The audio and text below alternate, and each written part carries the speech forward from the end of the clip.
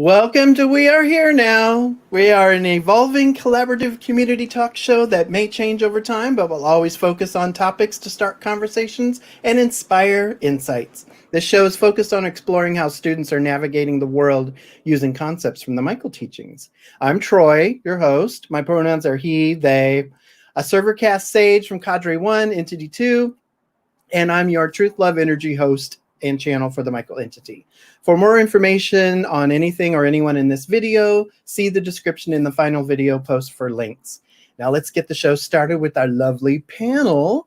Before I bring them on, I would like to also say that we will no longer have Amanda with us working in behind the scenes. She has moved on to more exciting things. And I'm going to bring that up in a little bit with more detail. So first up is Bobby. Hey everybody, I'm Bobby. I'm a servercast artisan. My pronouns are he, him, and I'm from Cadre 2, Entity 2. Woo! Hot! Here's Ro! Hello, TLE family. So good to be here again. My name is Ro, and I'm an artisan cast priest from Cadre 2, Entity 7, and my pronouns are she, her. Yay! And Connor. Hello, TLE. I'm Connor. I am a 4th level old sage, scholar cast sage, yes, from Cadre 1, Entity 2. He, they pronouns. Yes. Indeed. Indeed. All right. And Kate. Hello, everybody. Happy Saturday. My name is Kate. Yeah. I am a priest cast sage from Cadre 2, Entity 2, Old Soul. No, right. You're doing the hand stuff like me now. Like that's what I do. That's my thing. Yeah. So how has everybody been since our last show? Everybody surviving? Yeah. Surviving and Yes. Yes, still breathing. Yeah? Yeah. I would like to bring attention to our lovely Ro. Would you like to tell people what happened for you recently? Okay. I wasn't prepared for that, but thank you, Troy. Yeah, a couple of days ago, it was my graduation ceremony from psychology. So I actually finished my studies in 2019, and the ceremony was going to be in 2020, but COVID happened, so it had to be online via Zoom. You can imagine how crazy it was and chaotic. Oh my God. But we still managed to have a nice event together with my friends, and I got this lovely squirrel along with my cat and everything. Aww. My flowers, you can see, my family gifted them to me. So we saw those early Pretty. when you weren't blocking them. We were commenting on how beautiful they were. Oh, thank you. They're so pretty. Congratulations. Yes, congrats. Thank You did it. Congrats. Well, let's jump right into the show with our what is good. So hold on a second. I'm in charge of running things behind the scenes without Amanda. So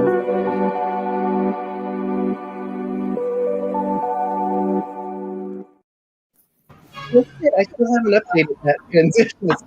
What's good?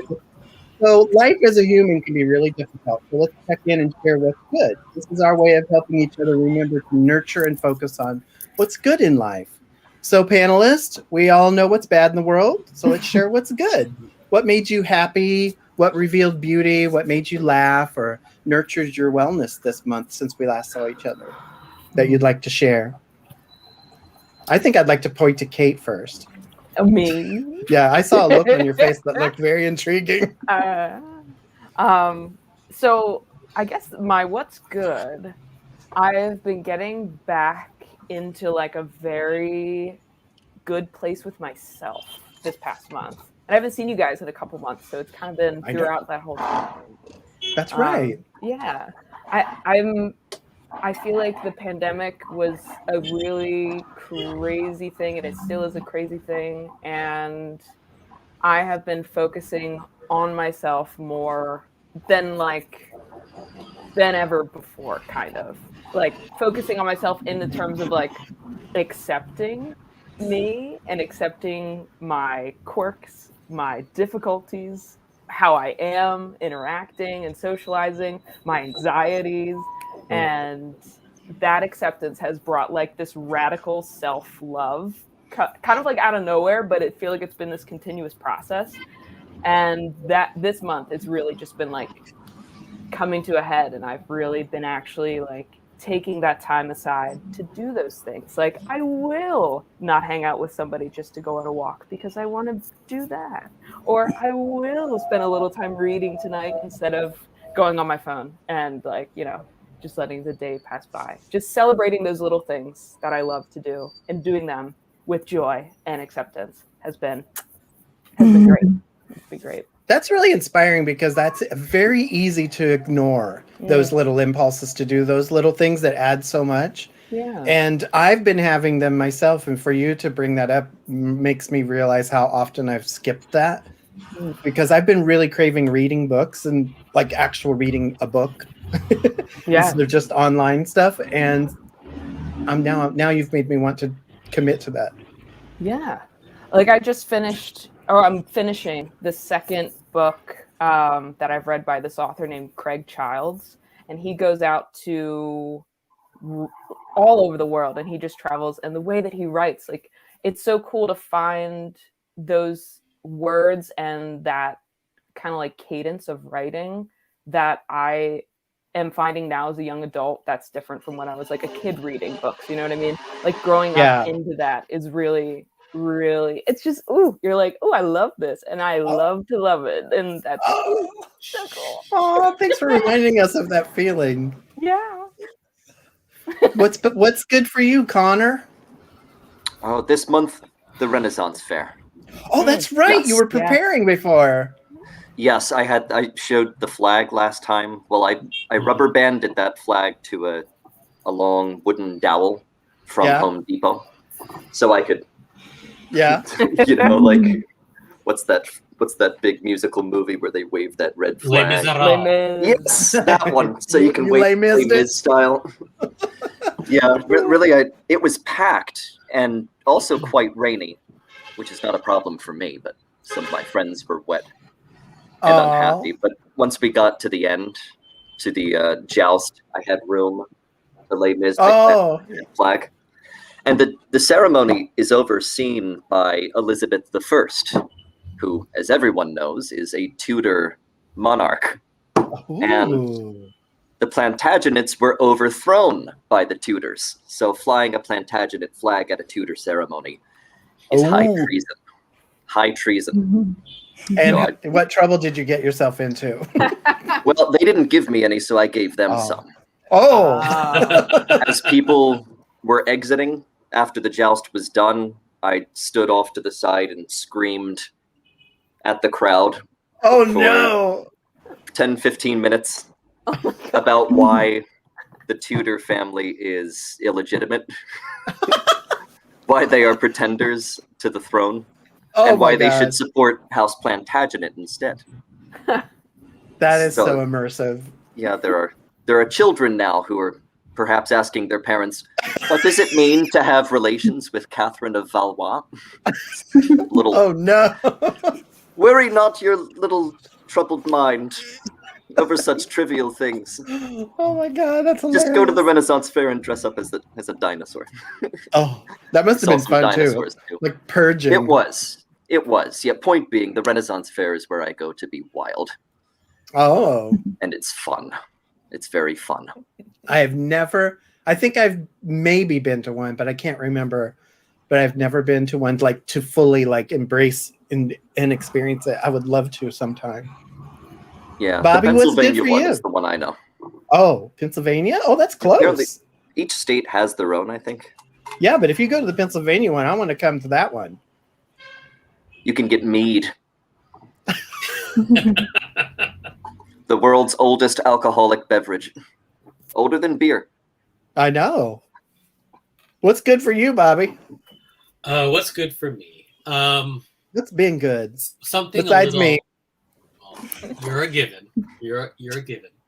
I was just kidding. Something a little more lighthearted is the cool fall weather for me, because I always live for autumn and for winter, and just us being able to open our windows more, not to just get fresh air, but to get like little cool breezes and gusts coming into the house, and no longer having to deal with the heat and humidity as often.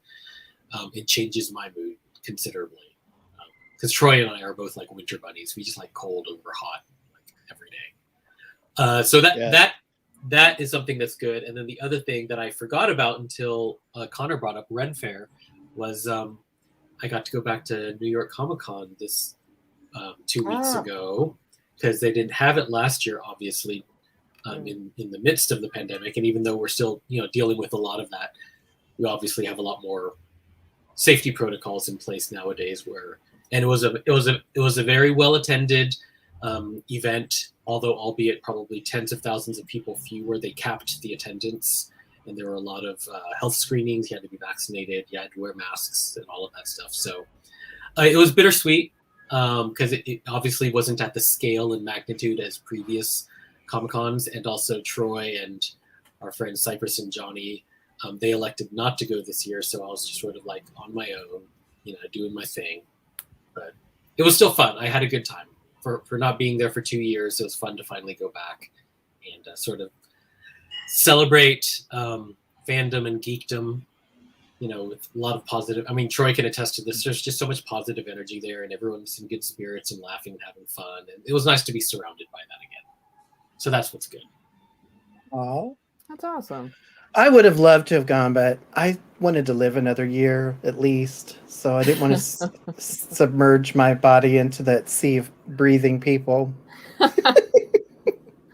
What's good for you, Ro? Well, first, I got my Oculus headset, and it was so much fun. I love exploring. Your what? My Oculus. Oh, headset. Oculus. Yes. Oh. And I've been exploring virtual reality lately, all these virtual worlds, all space, and also creating stuff in OpenBrush, this software that allows you to paint in 3D. And it's so much fun. It's super lovely. And it's like it opened me up to this huge world of new possibilities of interaction, community, and yeah, it's been so beautiful. And I also got back to streaming more consistently on Twitch. And my community is like a very cozy, small community, and they have been very supportive of me playing some VR games like Beat Saber too, like moving your body around and kicking these balls of light and squares and everything. So that has been so much fun. And yeah, because I love you, for example, your passion for video games is so inspiring to me, and it's like this. What? Mine? Yes, your passion for video games is so inspiring, because I don't know, you allow yourself to just be you and play and have fun and be super quirky, weird, whatever it is. But it's so refreshing. And yeah, I was like, I want something like this for me too. Being able to be playful in that way, because so far in my life I wasn't like I hadn't given myself time to play in that way, maybe. So I really wanted to have that for me in a way. But I was never like into video games like the traditional ones in PC or Xbox. So I really wanted something more physical that allowed me to be immersed in that experience. So VR, it's so good for me. And Oh, it feels yeah. like it's the right thing. Especially Beat Sabers. That is such a fun Or game Synth to play. Riders. I'm going to get her over on Synth Riders because that's the even better one. Okay. But the thing is, that's what I've noticed a lot about people who are not gamers. Mm-hmm. When they get into VR, it's a whole different experience. Yeah, it's different. It's so different to be so immersed in it that it's no longer like a game. It's an experience. It's more of an experience to a person. Mm-hmm. Also, the social elements are really nice there. Mm-hmm. But yeah, I've been seeing your stuff. It's been really sweet to see that evolve and see how much fun you've been having with that. Mm-hmm. I did want to say how funny it was because I've been going into VR and working on stuff for so long, and because you only see your hands in front of you, and when you go dancing in a VR club, you're like moving your hands a lot. And I've noticed I've started doing that in real life. I'm like, hey everybody, how you doing? It's ridiculous. Nobody knows what I'm doing. It just looks like I've got a chicken, like I've lost my feathers and I'm just flapping. But anyway, I just thought I'd tell that. So what's good for me, I wanted to share that at first I was like, oh no, Amanda's leaving. And then I realized I could turn that into what's good because it's all for good reasons. Like she's going off to pursue creativity, more personal fulfillment in work and in play. Can you hear that siren?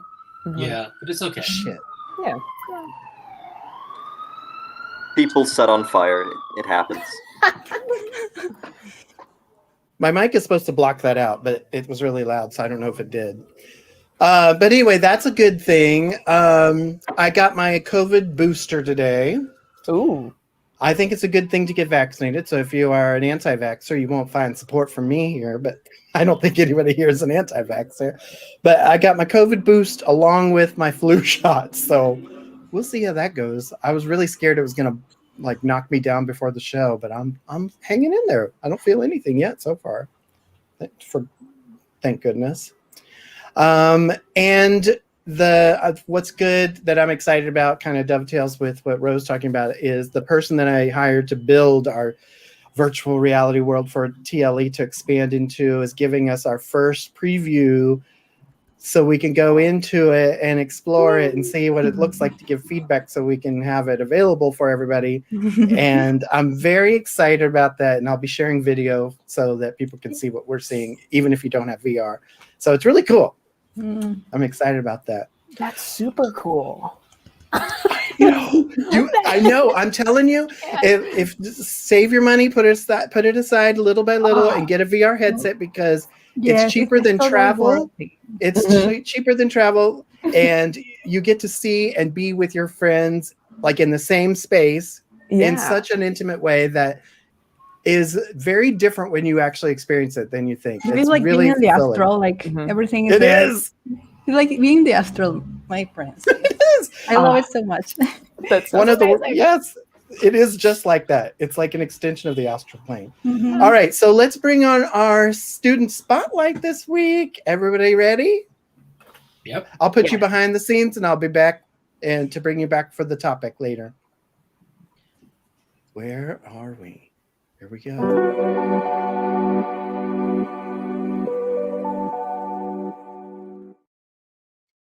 Okay, so today we have Kasia. Kasia is an old scholar caste sage who spent her life questioning everything and searching the world for answers.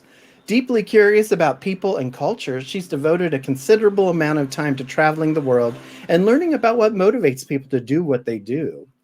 When she's not wandering, exploring, or people watching, you'll most likely find her sharing food or sharing stories. So let's bring on Kasia. Welcome. Hi. Thank you for that introduction. That was wonderful. I wrote it. I love people to write their own intros because it really reveals what they want to share about themselves, first of all, and also just what they feel is important to share. Exactly. So I like that. So thank you. Thank you. Yeah. So go ahead and tell us your pronouns, cadre, entity, all that stuff. So pronouns are she, her, and I am also a C1E2. We have a ton of us here. Scholar caste sage. And hi, Diane. I see some comments there. So yeah. Okay. And like we ask everybody who comes on, how and when did you discover the Michael teachings? So it was an unexpected thing. In 2012 was when I found them. And it was because my friend and I went out to have like a glass of wine and some really deep conversation when I was living in Europe at that time. And on the way home, we were discussing things and I had offhandedly like made a comment that I'm an old soul, but I'd never questioned that and never really thought about what that meant. And I ended up going home that night and looked it up, did the whole search online, and then found that was michaelteachings.com that I found that night. And I think I spent most of that, it was over the weekend. So I just spent most of that weekend researching. And it was just like, wow, like this is what I was looking for. And then I took a few years to study that. And then 2 years later in 2014 was when I found TLE. And it was your face that connected me because it was back in I think it was still Ning days where you had like your face on the front of the site. And I'm like, he looks really like friendly and nice. And I want to get to know him. That's funny you say that because Michael has always said that the way that channels work with their students is they're seeing their faces. Like they know who to access them through because they recognize the channel. And they had always said, make sure your faces are like available for people to see. And that's why those early days I had my face up more prominent because I was like, I guess that's what you're supposed to do. It worked. I found you. And it's funny because up until that point, New Age was not anything that I was interested in or even knew anything about. So I didn't understand the concept of channeling. I didn't understand that you existed like as a channel when I found the Michael teachings. So I just thought it was a community of like information and I was using it kind of like an encyclopedia. And then when I found the site and I saw that you were a channel and that you can get sessions and you can talk directly to Michael, like that changed everything. And yeah, I've been an active part of the community since. Wow. So that all happened in 2012? That was so 2012, I found it. I spent about 1.5 years, 2 years looking, like doing all the reading. And then 2014, when I came back to the States, that's when I found TLE. And then I got more involved. Yeah. So yeah. And it's just been family. It's been such a great, and I think I've mentioned this to you a ton of times before that it's been so life-changing. Like my best friends are coming from TLE, from the TLE community. I see lovely friends saying hi to me, Cypress and Song. So thank you. Hi. Oh. And that's part of what I love about the community most is just that kind of camaraderie and friendliness and familyness. Well, one thing you brought up was the term "old soul" as like this almost generic term that people use to like describe themselves because they feel different. So it really is interesting that you followed up to like, what does that mean? Because it does mean something. Yeah, and it was such a weird thing because like you do say it often in just social, like in society as a context thing to be like, I'm a little like I do things to the beat of my own drum and stuff like that. And then that night it was just something where it was like I remember the moment as I was walking down the street going home and that moment of being like, check this, like look into this. It was such a moment that I still remember it to this day, like 9 years later. Interesting. So, do you think that was like your agreements like triggered or something with the student? So no joke, that was Essence being like, go research, see it, learn more. And it really does mean something specific when you're an old soul versus like it just being a social term to describe yourself as being different. Because like, it's all about the way you look at the world. It goes way deeper than just being different. It's like you really see the world differently from a very different place. Yeah. So the reason why I'm emphasizing this, because if anybody's watching who doesn't know what an old soul is, look it up. It's very interesting. And it might change your life. It might change your life. You never know. So one of the things in your bio, in your little intro, is that you're deeply curious about people and cultures, and you've traveled. So I thought it would be interesting to ask you, first of all, where in your travels you've been that you might think are the most naturally beautiful, like geographically, geologically, just nature-wise beautiful. So curiously, one of my favorite places, and I've given this some thought because a lot of people ask that question of like, what's your favorite place to travel and where do you love to go? And it's really difficult to choose because every place has its own energy and every place has its own kind of vibrance and ways that it represents itself. But amusingly, one of my favorite places in the world was the Valley of the Kings in Egypt, which is just pure desert. There's not much there. It's a bunch of old tombs, so you can go and visit it. But I think it's so empty that there's beauty in that, where I really enjoyed it. It was the serenity of it and connecting to, thousands of history or thousands of years of history. So that was one. But I do like, I love to travel anywhere. I'm a big nature lover. So anything that has mountains, I went to New Mexico recently, and we drove across the country, to get to New Mexico. So we hit a lot of different geographical areas between. So I'm from Chicago, and then driving all the way over was 20 hours of there's a lot of Kansas and Nebraska. No offense to anyone from Kansas or Nebraska, but it is very, very flat. And there's not a whole lot going on. But yeah, I was raised in Indiana. Beautiful. It's very similar. Yeah. It was some of those hours of being behind the wheel for 2.5 hours with literally nothing but sand were a little tough. But like just the dry brush.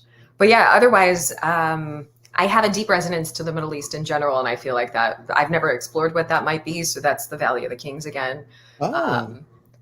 But yeah, I think just any like water's another favorite place of mine. So it's a hard question to answer is what I'm coming to. It sounds like you're saying Earth is beautiful.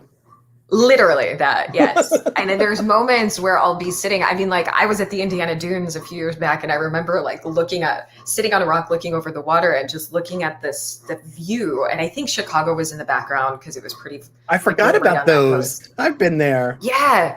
And I just had this moment where I'm like, the world is fucking spectacular. Like it was just that real connection to everything around you. So I try to do that. I try to connect to nature and everything around me and just appreciate whatever it is that's in front of me at that time. It's really important to do that, especially now because we're so disconnected from it and we're so bombarded with what's happening in the world that we forget about the world itself. And I think that's a good reminder to take a moment. It's a real way to center. Yeah. Or to like just recenter yourself. Then to take that question kind of in a deeper direction. And I know your answer can't like speak for a population, but is there a place where you find most resonant in terms of people, like people you came across that the population was just such like obviously distinctly different in welcoming or friendliness or So in terms of like culturally, the Middle East for sure was very just the culture is like you're not a stranger. Like the minute that you were met, you are no longer a stranger. You are a family. So I've had some of the most like just bizarrely fun experiences when I was traveling in Morocco, for example. Like a guy that I met who was helping me find the spice market was like, it was the middle of Ramadan. So they were fasting throughout the day. And then at sunset is when they break the fast. And he's like, come to break the fast with our family. And I had literally met this guy like 30 minutes earlier. So it's that kind of, and I've had that happen across the board in various different Middle Eastern cultures. So I have a strong resonance to Middle East, like I mentioned, and just that kind of feeling like you're immediately family, even though you've just met the people. But I think like we mentioned agreements earlier, I'm seeing the synchronicity across the different places I've traveled to, where it doesn't matter where I am, there is going to be somebody that I meet that will have some sort of like we'll have an agreement or it will come up. And I've traveled around in enough places to be like this. There's always going to be that will always come up. And then you have really cool experiences with those people because. Do you think that's a sage thing? I think it might be. And we noticed this because as we went on the trip, so it was Nick G, Song, Jeroen, and I who went on the trip to New Mexico. And granted, we had 3 scholar cast sages on that trip, but I did notice that Jeroen made it through with all of us. Thank you, Jeroen, for that. But I did notice that I have a tendency to talk to people a lot, or people talk to me. We're talking about supernatural experiences later, and we were waiting in urgent care of all places, but we're waiting, and this woman started talking to me about a dude that was like coughing in a parking lot across the way. So it was not like it was anything specific to me. It was just she was making conversation. And in that she was like telling me about a haunted hotel that was in the area when she found out that we were visiting. So I feel like I I don't know if it's me or people like to talk to me or I just go and talk to them, but I do tend to get a lot of people telling me their life stories on a number of occasions. And then of course you have deeper connections because that, like, it always seems to have happened in my life where, like, I would be sitting at a bus stop and I've had this happen a number of times where some woman will turn to me and it's like usually an older lady, and she'll just like start telling me her problems. And I'm like, okay, I guess. I know the feeling. As a surfer cast sage, it's just something that happens. And sometimes the people who are closer to me who are more introverted think that it's something weird, but it's not. I'm looking at the green room. I look at him there, leaning back.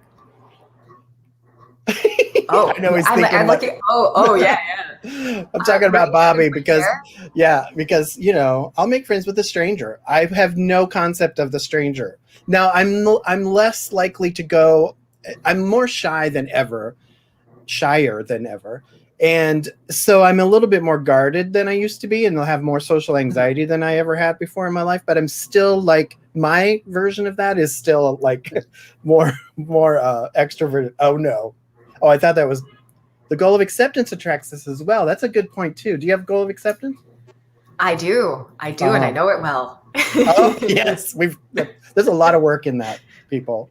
Oh, all right, so yes. We're going to wrap up here so we can bring on the panel. Would you please stay for the panel so we can talk about things with you and continue the conversation? Yes, thank you. All right, so here we go to the topic.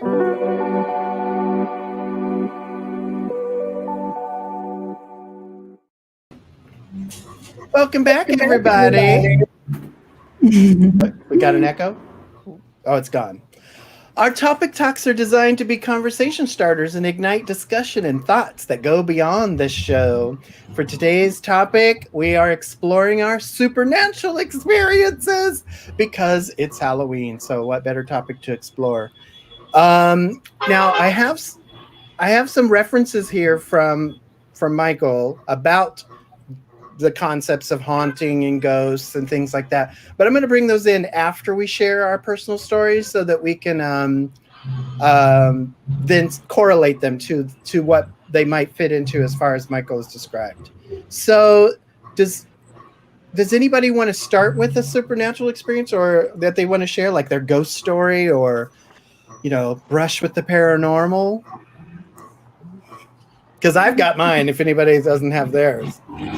Kasia, look at Kasia, she's ready. Yeah, like I was ghost stories.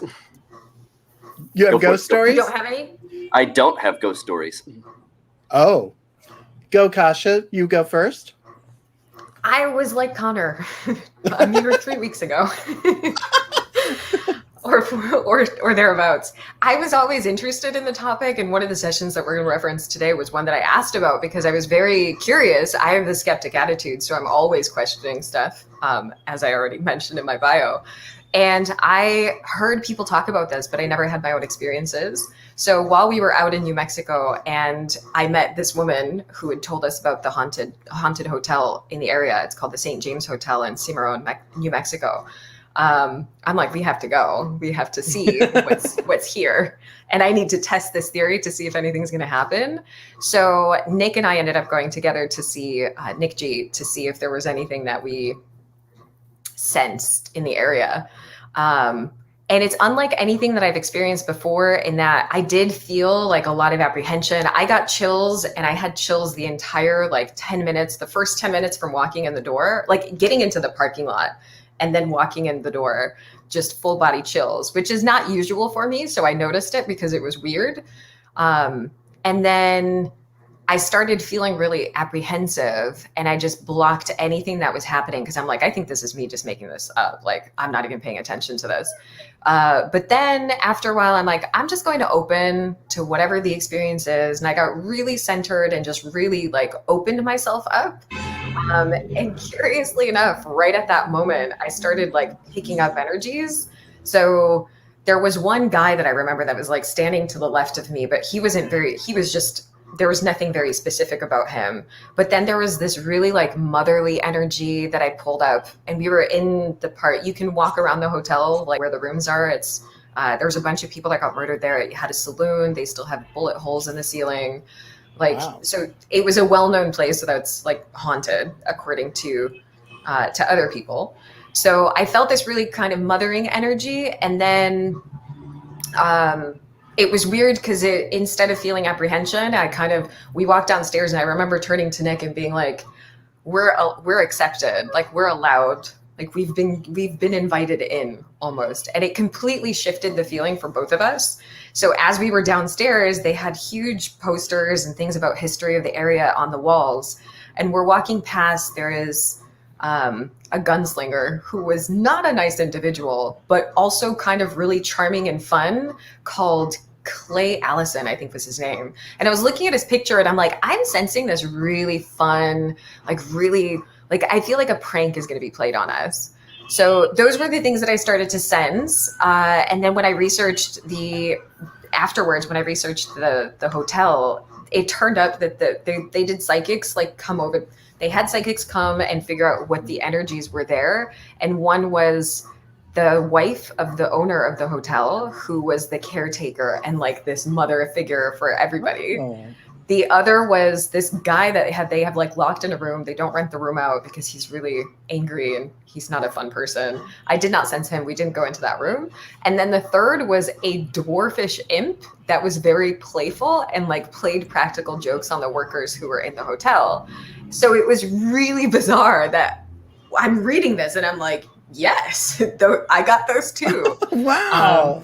So it was, but it's not like I didn't see, apparitions or anything, or like nothing hit me. Nothing was cold except for the chills that I felt. So it's very different from what I expected people to talk about ghost stories to be like. But it was really, for me, that there was a sense of validation. And then Nick had his own experiences as well. Like we felt so connected to those energies. We were bawling on the drive out. Like it was just like losing our best friend. It was so like, it was really intense. And I've never experienced something quite to that extent before. So now, yeah. Did you say you asked friends. Michael about those, or do you have a reference from one of these quotes that would speak to it? To what you experienced? I didn't ask them directly about that experience because I did, I think that session I had was before the trip. And then that's why when I was on that trip, I'm like, I wonder which could be, like if this is a haunting thing where people just put energies into the space and then you can like pick it up, or if this is an actual, in this case, I feel like there is an actual, because of the specificity of the people, like the energies that we picked up and the fact that like psychics had picked up similar energies without necessarily, like I didn't know that ahead of time.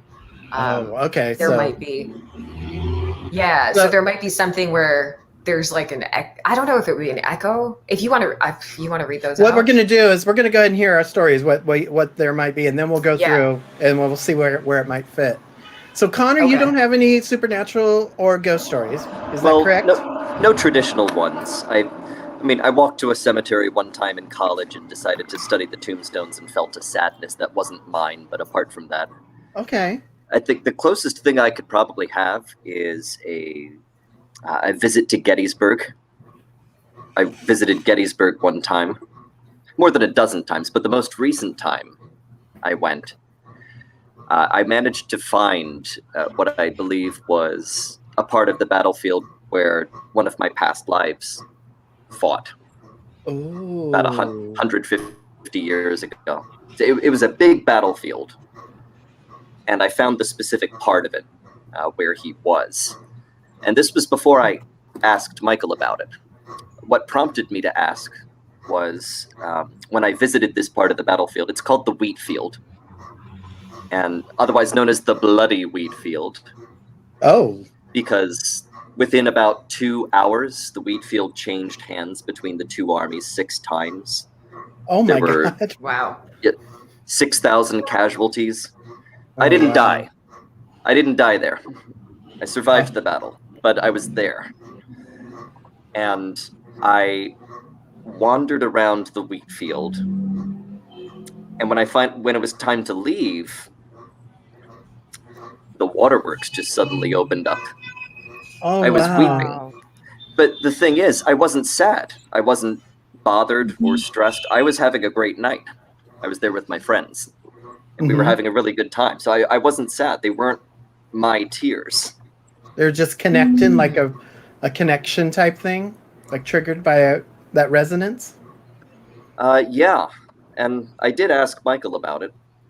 We could I can revisit that when we go into. Oh, okay, that'd be great. The Michael quotes that have to do with what these hauntings are. Oh, that'd be great. I wouldn't classify it as a haunting, but it was still very interesting. Well, they're supernatural.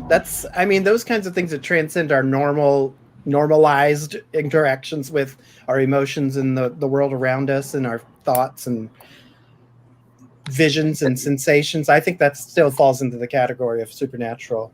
Anything for you, Kate? Well, have I got a story for you? I like Kasia, your story where you were in the motel and you were picking up on energies and they were kind of intuitively telling you this thing, or you were feeling that sensation. That happens to me all the time. And it's not uncommon for me to be in a room with like my friends or people, strangers, and I'll just hear kind of like a relationship usually comes up, like mother or son or daughter or child. And I'll go, oh, interesting. And then I'll kind of play into it, like, who are we talking about in the room? And then there'll be kind of an indication to like an attachment to somebody. And I've given some friends readings before and we've both cried, which has been really...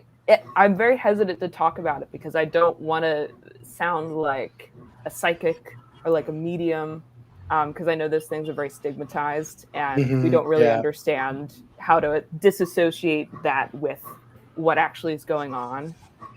So I'm really nervous talking about it because I don't talk about it at all. Oh. But, same. This is a safe space. It is. This is a safe space. That's true. And okay, so I'll tell a couple stories because there's been a couple things that have been like, whoa. There was one time I was at a beach house with a friend of mine in Duck, North Carolina. This was 3 summers ago. And we were staying there with her mother, her sister, and then me. Her mother and her sister had their own room, and then me and my friend were supposed to stay up in this room kind of on the top floor. It was like a beach condo on top of other condos. The minute that we stepped into this condo, I was like, there's something here, and I do not like it. Like, bad juju, no, not gonna stay here for long. But we had to stay the whole week, so I really didn't have a choice. And so me and my friend decided to sleep on the pull-out couch instead. Because I could not go up in that top room and stay there by myself. Something about it was off. So the days roll on and we're on the pull-out couch one night. It's like 2 a.m. Don't know why we're watching Ghost Adventures, but we're watching Ghost Adventures. Of course you are. Good old Ghost Adventures. Claude the Hornet's Nest. Oh, of course. So we're already like on edge, spooked level is like high. And I hear a door slam, just like, a door. And I look down to the hallway where my friend's mom and sister were staying. Their door was shut, so nothing had moved. And there was a accordion door to get up to the room upstairs, and that didn't move. So we were both like, oh, maybe it was like, I don't know, somebody upstairs or downstairs. But it sounded like it was right in the room, this door slam. A couple minutes later, we hear the deepest, scariest cackle, like a ha ha ha. And we both look around and we're like, oh my God. And we yelled, we were like, Mom, screaming to get her mom to come out. We're like, oh my God, what's going on? And after that cackle, I remember at one point during the day, the next day, I was just kind of making something in the kitchen. And I caught out of the corner of my eye a man in a beige, dark green, kind of like 70s looking jacket and suit with long hair, shaggy beard, just like standing there. And I went and I double looked, and then he was gone, of course. And I told my friend, and she was like, we're never coming back here. And I was like, no, we're never going to come back here. Wow. That was spooky. That's creeped me out. No, yeah. No joke. Yeah. Sorry, it is spooky, guys. Oh, that's good. Oh no, it's good. We like it. We like it. We like the spook. And one more story. Because Okay. I know we all want to get through. And this is a good story. And this is about a dream experience, which I think are, the closest we can kind of do. I was having a dream where I was by my old house. And I go back to my old house often in my dreams. I lived there for 20 years till we had to sell it. It's my childhood home. It's like an anchor for me. In this dream, I was there. And I was talking with some of my cousins outside of the house. And they were like, oh, so your house, like the back door, it's a portal. And I was like, what? And they were like, yeah, there's this door in the back. It's a portal. You should know that. It's your house. And I was like, I didn't know that, but I'll go check it out. And so I go upstairs, I go to the door, which is a door attached to a bathroom in the actual layout of the house. And that bathroom is attached to a back office. So I open the door and these people come out dressed in like old clothes. They're speaking different languages and they're trying to talk to me. And I'm going, I don't know what to really say to you. And then my mom comes out. And right now she's like in her late 50s. She was like 20. And she comes out. She's like, Kate, oh my God, you're here. It's so good to see you. And I was like, Mom? And she was like, yeah, we got to show you this. Come with me. She grabs my hand, takes me through the door. Then I'm on a street. It's a dream. So things move. And I looked at a house. And my mom was like, come up to the house. There's some people who want to see you. And I was like, okay. So I go up to the house. On the porch is my grandpa and my grandma, both at the age they were when they were like in their 80s. And they're like, hi, Kate, it's so good to see you. And we hug and kiss and greet each other. And then they're like, there's people out back that want to see you too. And I said, okay. I go out back and my great uncle, my great aunt were there, 50 years younger. They were kids, but the feeling of them was them. And they were like, we're so proud of you. Tell your mom we love her and, keep doing it. We're with you. Wow. I woke up and I just sobbing the whole day. It was That's incredible. Beautiful. Yeah. Yeah. Well, that's, I think, covered in one of these categories that we'll go over in a little bit. Yeah. Did you have any stories, Bobby or Ro? I know we're running long on time, but, one of the things that the community and the panel has been saying is stop being so strict with the time. So we're going to be a little bit flexible today. Okay, I'll share mine because I also have a few. But I live here in Peru, and in my mom's side of the family, we have had some experiences growing up in childhood, and sometimes it's like very natural for us to talk about it, And the other a few years ago, I went back to my mom's hometown in the north in the country. She used to live there. It's a very rural area, and my grandma, my mom's family, they have a really big house. And when you enter the house, it's like, at least for me, I could immediately feel like all my ancestors there with me. Like for some reason, I feel like all that energy being like embraced, because I hadn't been in that house for like 15 years, because I just went there 2 times in my life. First for my grandpa's funeral, and then later as for my grandma's 78th birthday or something. So that second time I really feel that energy with more intensity, and it was really it felt a mix of different emotions, and being just there with them. And I remember I went on a walk. One day I woke up, I was there, and I just decided to go outside and explore on my own. So I really hadn't explored that area by my own before. So it's just like, me going on a hike and wherever my feet take me, I was like, yes, let's do this. I went with my camera and my bottle of water, and I was walking down a path. And, because it's like a very small town, very rural town. And it's like just there in nature. Outside are pure trees, greenery, and everything. And I was going down this path and walking, just being there with the birds, with the sounds of nature. And I remember I arrived to this like big field, and it was like a very big area with just trees around me. And there was, I felt like a murmur below my feet, coming from earth. And I was just there for like 20 minutes exploring and taking pictures. And then I turn around and I see like this building next to me. And I go there, and there's this door, with a metal door. And then there's this sign that says San Miguel's Cemetery. And I was like, whoa.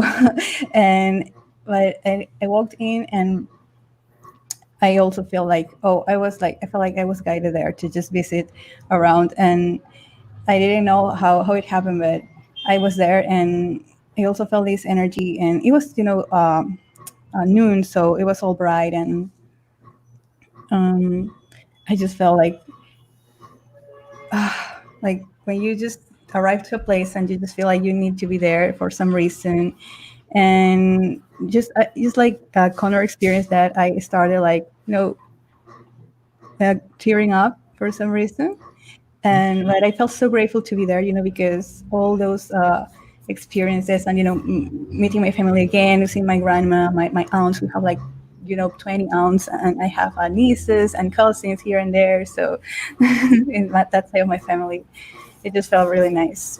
And then you had a giant family reunion. Yeah. Right. Older stories too, but in my case, we call them duendes. So these are like little children that, they dress with these little robes, colorful robes, and they guide you to find like treasures, apparently, or money that your family hides before they die. So oh wow. Yeah, we have those too. I want one of those. Yeah. Bobby, do you have anything you want to share? I know you said you haven't had any hauntings or. Oh, you're muted. There we go. Sorry about that. There you go.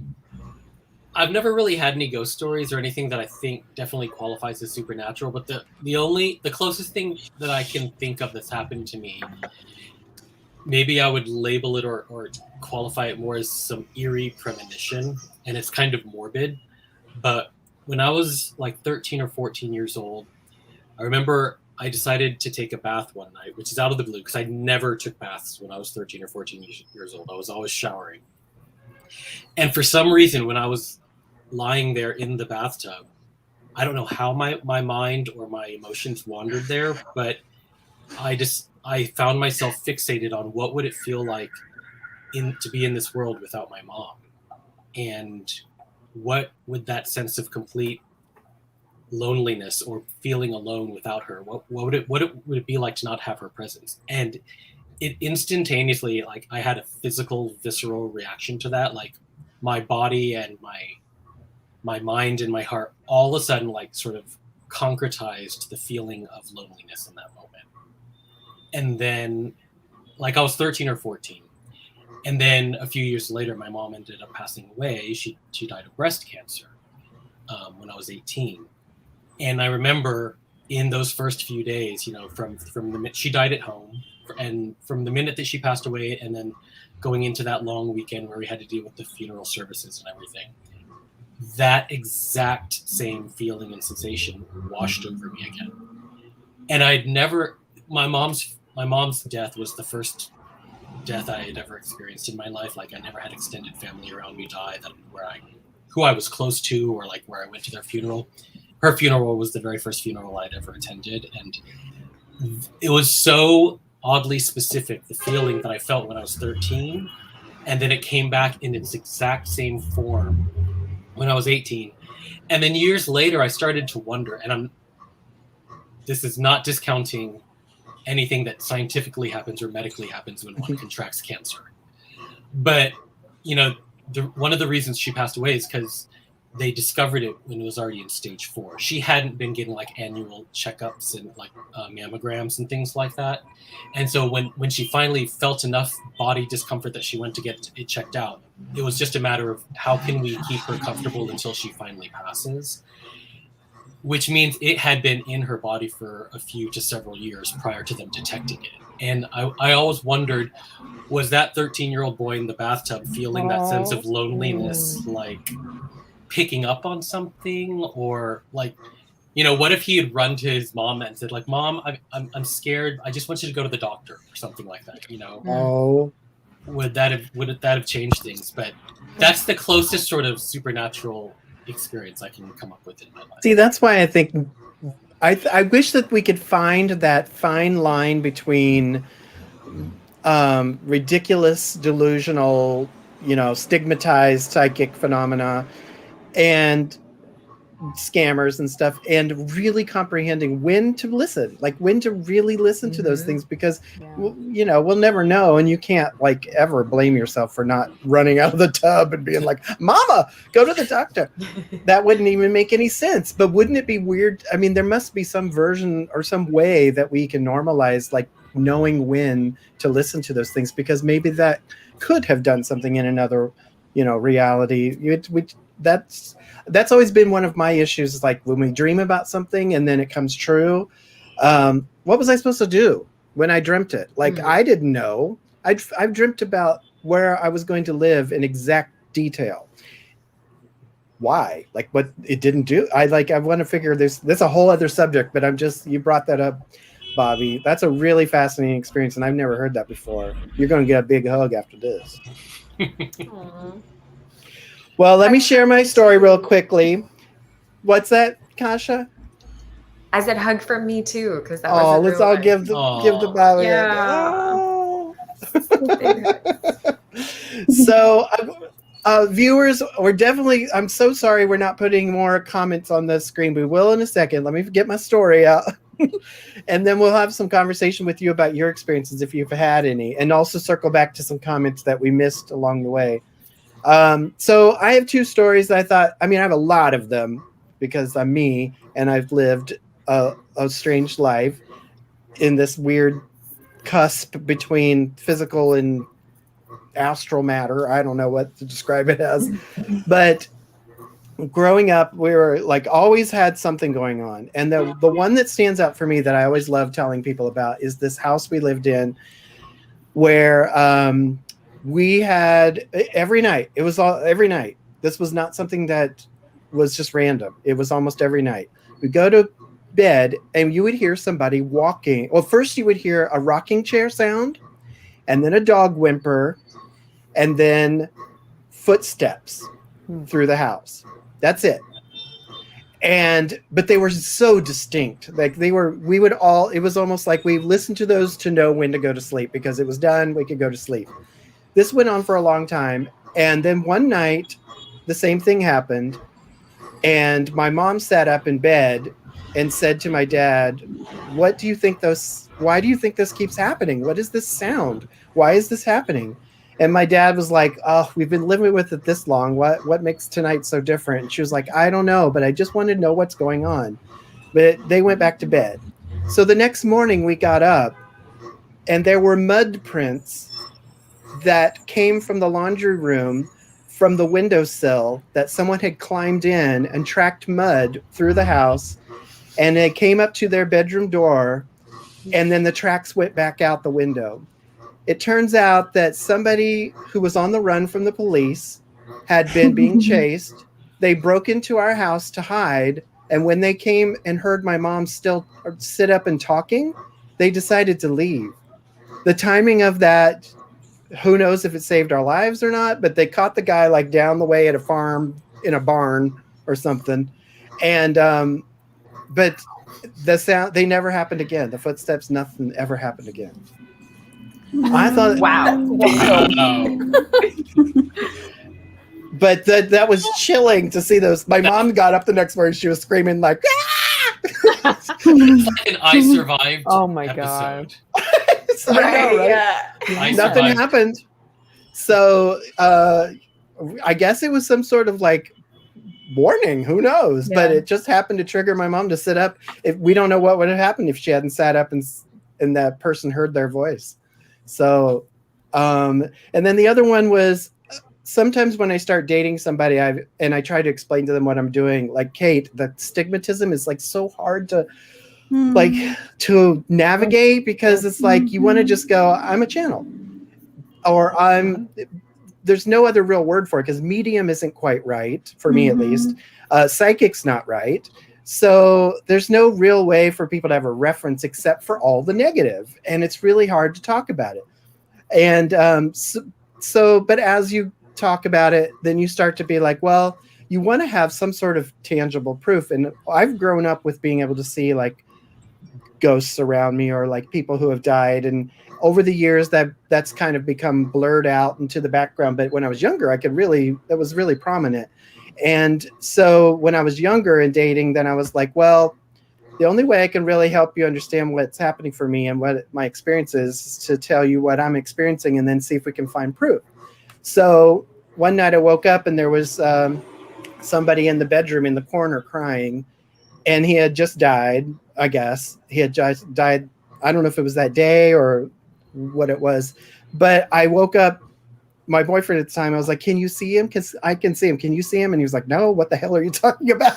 And so I was like, well, I asked his name and I asked like what happened. And I told him he was okay. Because when you see people like that, it's kind of like when you see somebody on the street who's like muttering and like doing all kinds of crazy stuff. And if you ignore him, you can go on. People who live in the city know this. But if you catch their eye, oh holy no, you never know what you're going to get. So that's the way it is with dead people, I think, when I've come across them. So I just mostly ignore them. And so, but this one I was like, how did you die? And I asked his name. And it was really vivid and very clear that night. So I told my boyfriend at the time, like, he says his name's blah, blah, blah. And he died of this. And so then we got up the next day and we looked through the paper and his obituary was there. So that was that's one of the ways that I try to prove that something real is going on for me. It kind of happened with Bobby, but I never found proof. Some guy came into our bedroom for a few nights with a gunshot wound in his chest. I couldn't find any reference to that. I was going to bring that up, but I figured I didn't see the ghost. I just experienced it through you telling me, so I thought it'd be more your story. But yeah, like, and that was like within the first year of us dating too, where for several nights, it started out, I think we were watching TV and I knew that you were fixated on your apartment front door. You kept staring over there and I was like, why are you distracted? It's like, you probably can't see this, but there's a guy standing in the door and he has a giant like shotgun bullet hole in his chest. And I was like, what the fuck? And I was like, okay. Okay. And it's like, he's just standing there. He looks lost. It's like he doesn't know where to go. And then like a few nights later, Troy woke up. We were in bed and I woke up because Troy was up, or he may have tried to wake me up, and he asked me to sit up and he said, just do me a favor. I just want you to close your eyes and tell me if you feel any energy coming from any specific part of the room. This is waking Bobby up in the middle of the night. Yeah, not creepy at all. And so I'm like, okay. So I closed my eyes and I was like, well, I'm not really feeling anything, but like, you know, even when your eyes are closed, you just see blackness, but the blackness feels like a darker form of blackness over there. And I pointed over to the corner opposite the door corner, and he said that guy is back, and he's just standing there, and he and I have been like staring at each other for the past several minutes. Oh my God. And I'm like, okay, can I go back to bed now?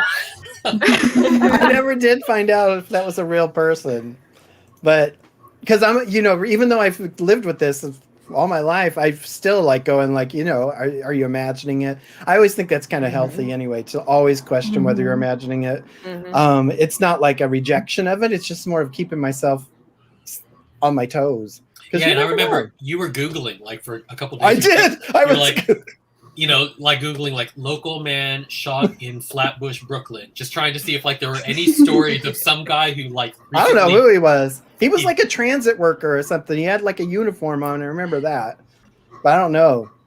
Never know who he was. I hope I didn't bring him back. You'll know tonight. So let's bring up some viewer comments that we might have missed along the way. Okay. Wait. Oh, wait. Hold on.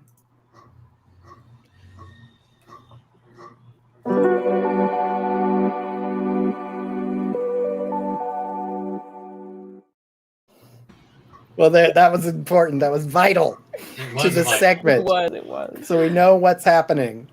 Well, all right. I wanted to go back to when you were doing the spotlight with Kasia because there were one or two things that came up during your conversation.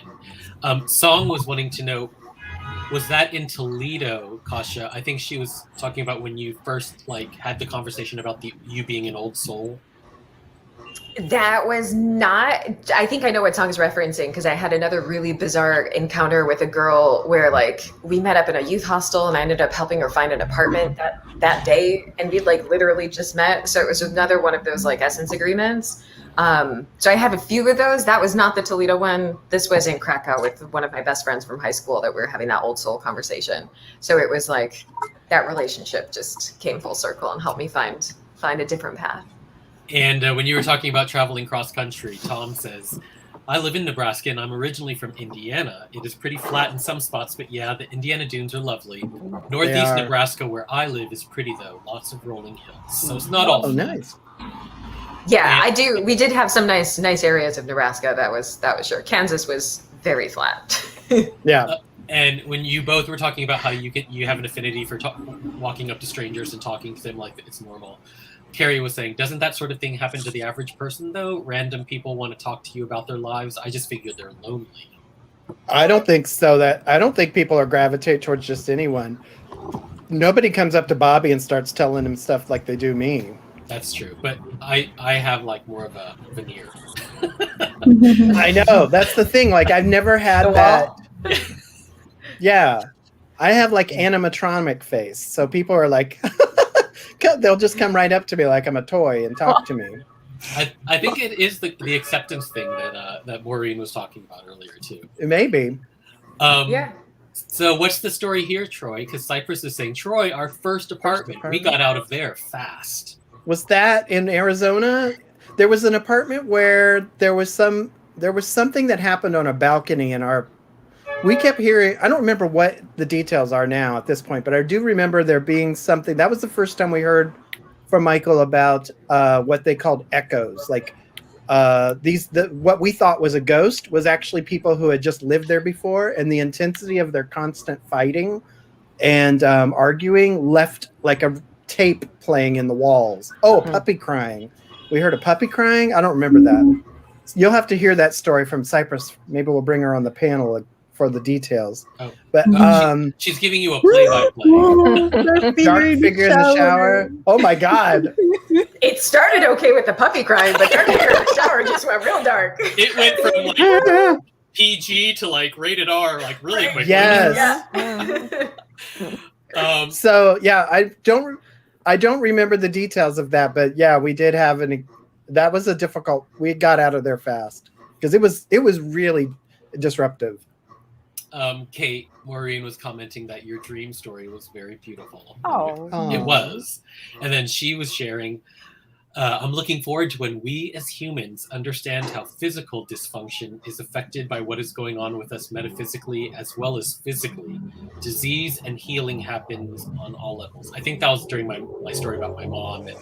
Right. Oh, that would be nice. And then Tom's got looks like a 3-parter here. All right. The closest experience to the other side I've had was when I was 16 and my sister was 2. My 2-year-old sister had an imaginary friend who had the same name as my grandma who had died years ago. One day, my sister's imaginary friend, Dottie, my grandma who had died, had a message for my dad. My sister told my dad that her imaginary friend Dottie wanted him to know that Dottie is okay and happy. My dad is very skeptical about ghosts or the other side, but he said he got chills when he got that message from his 2-year-old daughter from his mom, my grandma Dottie, who had died years ago. Wow. That's sweet. Yeah. I like stories like that. You know. Oh, I guess we need to put some sort of spoiler warning on the title of this episode, because Carrie is saying, I'm starting to feel like this episode needs a spooky warning. Like, don't watch this alone with the lights off. So. I didn't think anything was that scary, but my standards of scary are high. Carrie also says, so every time I think I'm seeing my dead cat running past, that could be an echo. It happens a lot. Could also just be my overactive, I think. Imagine. Well, I think those sensory things like that, where you see your animal, where you're used to seeing them, I do think there's something about the way our brains like fill in the gaps that we expect to be there. So I don't know if that's so much an echo, or maybe like there's a different name for it when it's like a internal echo, I guess. Because I've seen that before, and I never found that to be like ghostly, or like it's more about our brains and how they work. But before we move on, let me share some of these quotes from Michael about the different types of hauntings, so that there's at least a little bit of Michael in here before we go. So they've described something called a beacon haunting, wherein a fragment has left a portion of consciousness in time and space so as to complete a simple yet vital process of integration. So that must be like where people like a piece of consciousness is left behind to like, and it looks like it's still alive to, like it's a ghost to us, because it's just finishing processing something emotional relative to that area. There's something called a living haunting, wherein a fragment's personality has not realized or accepted death, remaining locked in an echo of itself for no other reason but as an attachment to the life just lived. Okay, so that's what we think of as an actual ghost. That's the closest to that, like a living haunting, like they're actually there participating in it. Essence usually leaves that portion of consciousness behind, knowing it's perfectly capable of integrating it later. This allows for complete freedom of the personality, even beyond death.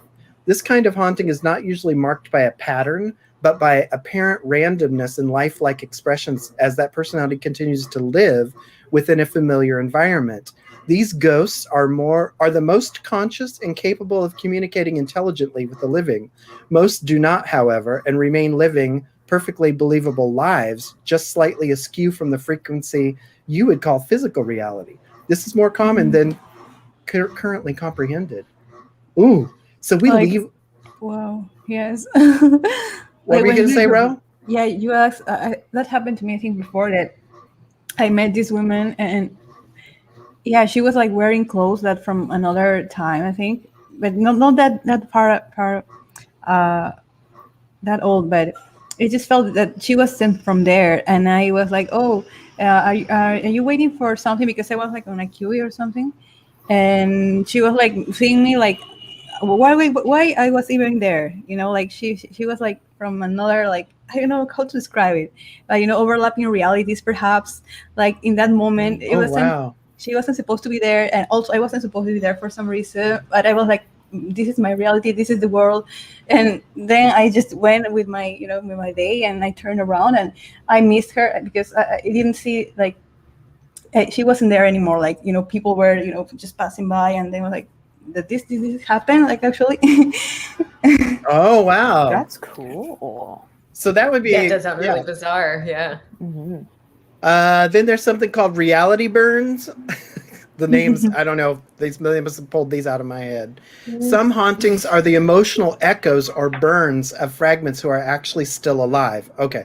Some fragments have such a dynamic or disturbed or passionate infusion into reality that some of their energy remains behind as a form of haunting. This is what I was talking about at that building we lived in. Those hauntings usually diffuse when that fragment dies, or when the emotional energy behind the haunting is resolved or processed. Some of the scarier hauntings can be explained as this type of haunting, as the anger of one fragment is left behind, affecting the next fragment, whose fear is then added to the burns in reality. Quite often, a designated space is declared as spooky or haunted drawing expectancy among those who are within its vicinity. If anything startling happens, a burst of energy is added to that collective energy within that space, and that then becomes part of the haunting too. These hauntings can easily be cleansed from the reality into which they've been burned. Oh, okay. So, like a haunted hotel, it may have like this seed burn of haunting, and then you go in and you're like, ooh, and you right, added to it. So one of the rooms in that St. James Hotel is closed off from public use because there's a guy that apparently was shot in the back in the day, and he like died in the entryway of that room and like bled out in that space. And he was apparently really, really angry. So that's one of the ghosts that they say is this really angry spirit, and they've never been able to rent it out because people always complain that something is happening or that there's like a really bad like things. I think people have gotten, I don't know, things were broken or people whatever got scratched or whatnot. But like it was intense enough where the only people that they said they allowed to stay there are ghost hunters who are aware of what's going on. So that's where I'm like, yeah, it sounds like a reality burn right there. And that is an angry burn individual. Okay, and then the next one is a generated haunting. This is more an extension of a reality burn haunting than a category unto itself, but we describe it separately because its origins and sustenance are dependent on stories that nurture its presence. This haunting is the result of people telling stories about a certain environment and then contributing to the energy required to minimally support the stories. These hauntings are rarely able to be substantiated, but are a subject of fun, spooky experiences that contribute to the energy that is the haunting. Bed and breakfasts, restaurants, landmarks, other tourist locations that claim hauntings are a prime example of this. Okay, so this is more like we feed into the story, and that kind of provides this pocket of energy that can be a haunting in itself. That's different from the one you're talking about, the reality burns, but it adds to the reality burns if it started as a reality burn. That's interesting.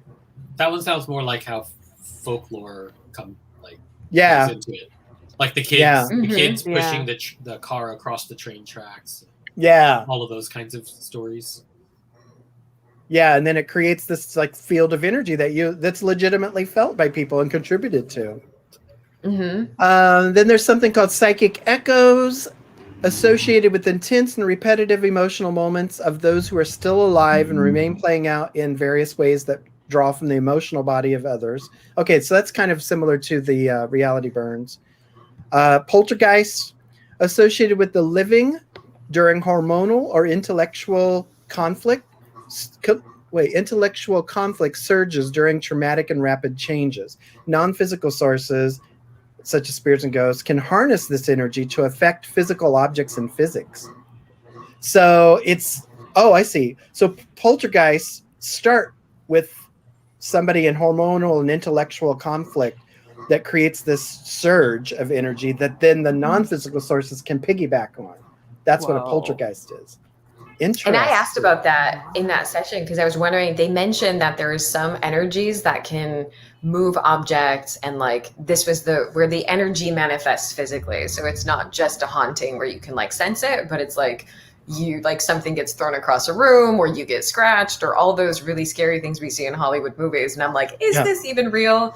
So that was in response to that. And that did kind of creep me out because that is like, apparently there are parts that are real. It's got to be pretty minimal, but I guess. Yeah. And then this is a favorite of many people, sleep soup or etheric realm. This is the space shared between dreams and the astral and physical dreams. The space shared between dreams/astral and the physical realms. This is where audio and visual hallucinations are made solid so that as you are awake, there are physical counterparts that are literally visible and audible. This is where sleep paralysis happens. That I've experienced a lot, and it is so disturbing. I don't even, I can handle ghosts. Sleep paralysis and this sleep soup thing is a totally different experience for me. Is there anybody in the viewers who've ever had sleep paralysis, or anybody on the panel? Have you ever experienced that? Yes. Awful. Yes. I don't believe so. No. You're lucky. Because it's fascinating, of course. But it's But when you're in terrifying. that moment, it's terrifying. Yeah. It really is. You It can really feel is. yourself, Especially, and you're like, let me go, let me get yeah, out of here. you cannot get up, and there are things in the room, and Mhm. you know they're there, and they can walk around, and you can see them. But the other ones that, even the sound ones freak me out. The audible ones. I don't know if anybody's ever heard like an alarm going off, like a fire alarm, or like a loud smacking sound that wakes you up, and you're like, Yes. that. Yes, that's. Where did that Where come did it come from? I was like asking my brother, "What did you hear that? Did someone hear that because it's too loud?" You know. It's so loud. Yeah. Or I don't know what that is. Even like voices that are saying something. Yes. Is so disorienting. Mhm. I've had that. Yeah. And they'll be very specific. Like Mhm. I've had people who feel like, they really want to get a message across. Or the one that really stands out is like I don't know, I've always tried to describe this and I don't know if this makes sense, but in that like kind of sleep paralysis state, you feel like almost like sandpaper, like you're stretching and you can't like if you're trying to wake up in sleep paralysis and you're feeling like you're sandpaper and it's so frictiony and I've heard like screeching and it is so loud it feels like the ringing is so intense and painful, but it's not physical, it's just mental. Like I don't even know, it's just horrible. Yeah, that sounds terrifying. Whatever it is. Yeah, I haven't heard that in association with my efforts to move. Is that what you're saying? I think, yeah, like trying to either like go back into a dream or wake up. It's like neither one can happen and you're just stretched to like spaghetti, and that's what it sounds like. It's just sandpaper screaming. Wow. No, I haven't had that experience. Yeah, don't. You guys don't. In my case, it's like just being literally paralyzed or feeling like I am surrounded with this like density, yeah. That's how I explain it. Yeah. Do you see scary things too, Ro? Because I know, Troy, you've seen scary stuff that's around you when you're in that sleep paralysis. So I wonder if that's like because the lower astral comes through. I think it's like the lower astral perhaps. But the other day I felt like this, the traditional way they depict aliens, like little faces there floating around my head. I was like, oh, hey. and you're there, can't move. And you know what's weird? Oh, go ahead. Sorry, Ro. I thought you were done. Go ahead. This was another that was quite interesting because I felt like during the sleep paralysis, I was seeing like these symbols that it looked like glyphs from another time or Egyptian symbol something, and I was like trying to, what is it saying? Maybe I can Google it later. And then there were like a couple of like actual words in our language or mine, I don't know, but it looked like a real language, and they were like words and messages. I was like doing my best to read that while also trying to get out the sleep paralysis. Yes, and you can imagine like See, that's what's interesting is that sleep paralysis is really, really heavily associated with aliens. It's not, even though Michael says there's like this astral realm thing going on, there is this really high consistency of theme with it being alien related, which is something that might be worth exploring. But yeah, that's really interesting. There's a movie about it, a documentary that's really well done about sleep paralysis and the people who experience it. Some of them I roll my eyes because I don't think that they're just making, like, they might have had sleep paralysis, but they've really embellished it. That's just my judgment. Maybe they did experience it, but some of the stories were very familiar to me, and I'll see if I can put that link to the movie in the notes. But anybody else have sleep paralysis from the viewers? No sleep paralysis. No sleep paralysis, but I wanted to share Lawrence's comments. He said, twice, close family members passed away when I just happened to be visiting Utah from Montreal. Grandpa passed in 2011, just as my plane touched down. Then my cousin died of an overdose in 2015. Both times my grandmother really needed me for support, and I just happened to be there. Oh, that's like a supernatural experience of a whole different level.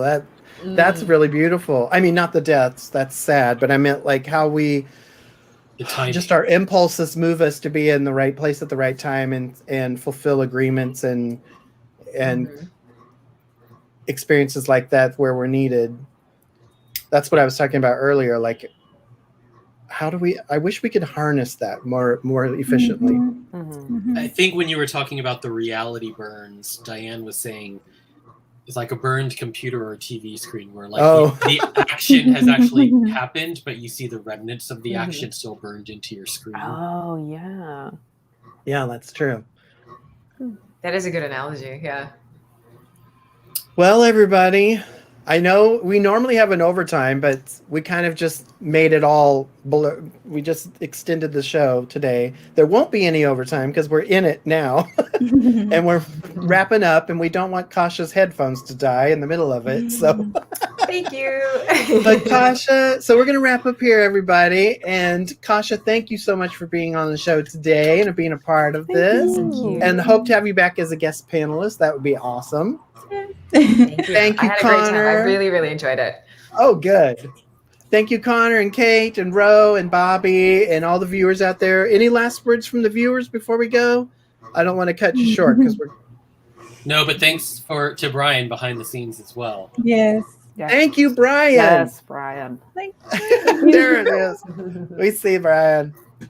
We'll bring him on real quick for the last bit here. Hi there. Brian's been running the banners, and we've had no schedule today that was of any recognizable. Oh, I was going to point it out. I was going to point out before that when my panel, I have like this green background, and then you have the orange one, but it has blue, and it was like coordinated. Oh, that's there. interesting. Oh yeah. Oh, you're right. And Kate kind of has yellow. And Yes. Oh, I just forgot white. that. It's true. Yeah, I forgot. I think I can move you around. Let's see. You can almost build like the chakra. Well, colors. look at, we'll put the color. Oh, yeah. Oh, look at that. That's Center, I cool. think, It's like a little fun Jenga puzzle. Yeah. I like this chakra background idea. That's good. Cool. Looky there, we got some love for Brian. How you doing there, Brian? Angel. Enjoy the background. All right, we'll wrap up here, everybody. Thank you for being a part of the show today. And we're moving more and more towards like this less scripted conversational thing. You get the hang of it, but I think we did pretty good today. Rolling with it. Happy Halloween, everybody. Yeah. Yes, enjoy. Oh, that's right. Christmas. This was the Halloween special. I don't think I mentioned Halloween at all, did I? This is the Halloween edition. It was kind Halloween of implied special. by all the content. Yeah, of course, yes. Hallowed ween. Hallowed wiener. Oh, ween. Have a lovely weekend, everybody. We'll see you later. I'm going to roll the credits now. Bye.